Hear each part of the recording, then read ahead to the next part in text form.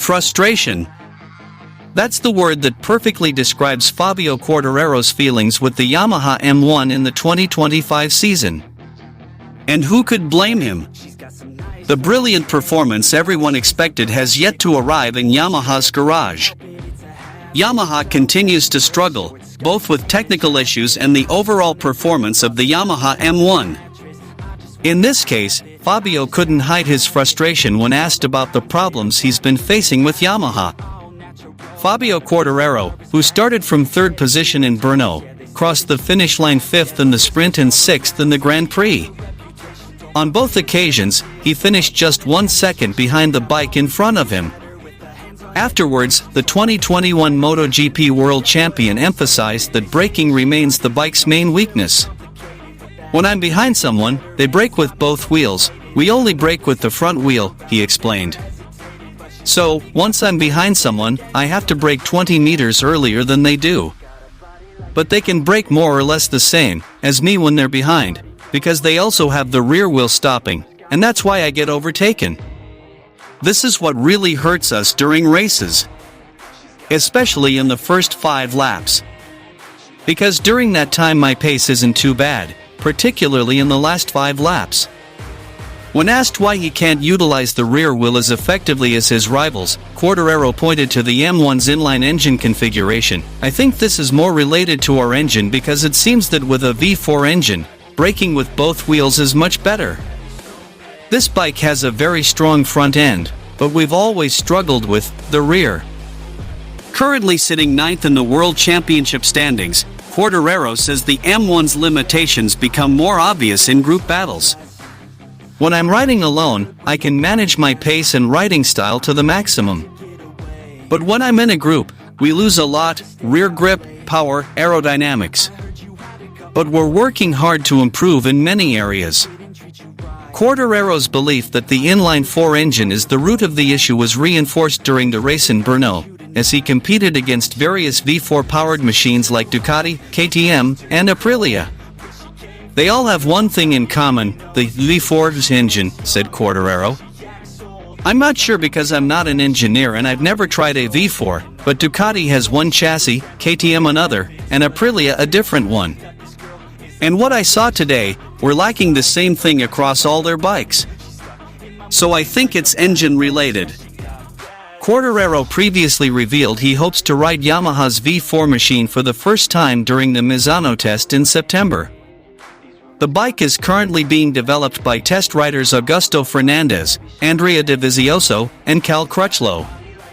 If all goes well, Yamaha plans to grant Fernandez a wildcard entry to race the V4 machine at the end of this season. And if the performance exceeds that of the current version, the V4 bike will be raced in 2026, the final year of the 1,000 cubic centimeters engine format. The Yamaha issues seem never-ending, especially looking at how their 2025 season has gone so far. The 4-cylinder inline or V4 engine currently being developed by Yamaha is hoped to bring the Japanese factory team back to the spotlight in MotoGP.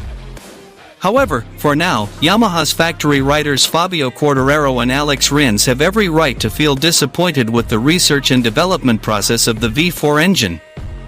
To put it simply, Rins leaked details about the Yamaha YZR-M1 V4 engine's performance during a private test held in Brno, Czech Republic, a few days ago.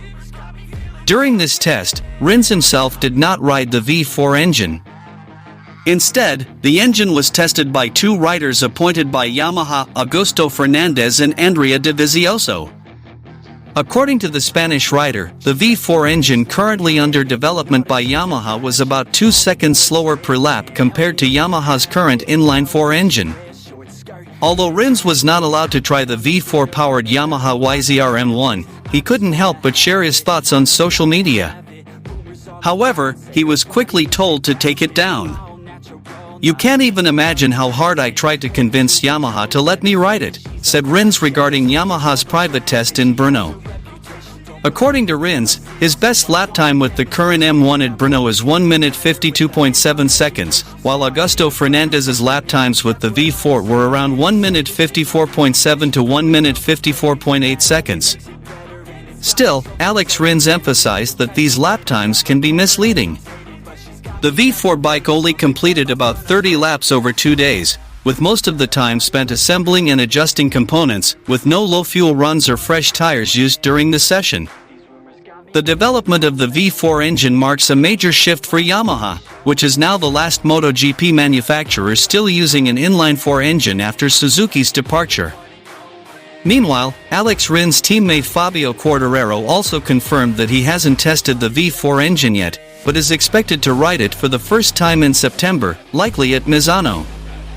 However, Quartararo has already issued a warning for him: it's not about V4 or inline-four. What matters most is whether the Yamaha bike can be competitive again. The ongoing Yamaha issues seem never-ending, especially with how their 2025 season has unfolded so far. Since last year, Yamaha has been actively developing its V4 engine in secret. Although this engine and bike comply with current regulations until the end of 2026, the project is far more than just short-term preparation. It is a crucial addition to Yamaha's groundwork for the 2027 regulations, in which all manufacturers will be required to adopt different configurations to comply with the new 850 cubic centimeters formula. Speaking at the German Grand Prix on Saturday, Dovizioso stated that the main goal is for a current spec V4 engine to race next year. While he admitted there's number 100% guarantee that this target will be achieved, Dovizioso emphasized that the V4 project is a valuable long-term investment for 2027, regardless of the 2026 outcome. "We will definitely have to switch to this new engine configuration for 2027, said Dovizioso. "This is somewhat uncharted territory. The bike changes, the balance changes, so there's a lot to learn."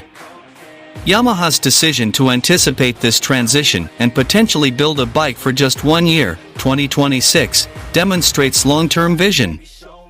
"That's why we decided to get ahead of the curve and possibly build a bike just for 1 season, because we're still not sure whether we'll race in 2026 with the new V4-based engine, although that is clearly the target," Dovizioso explained.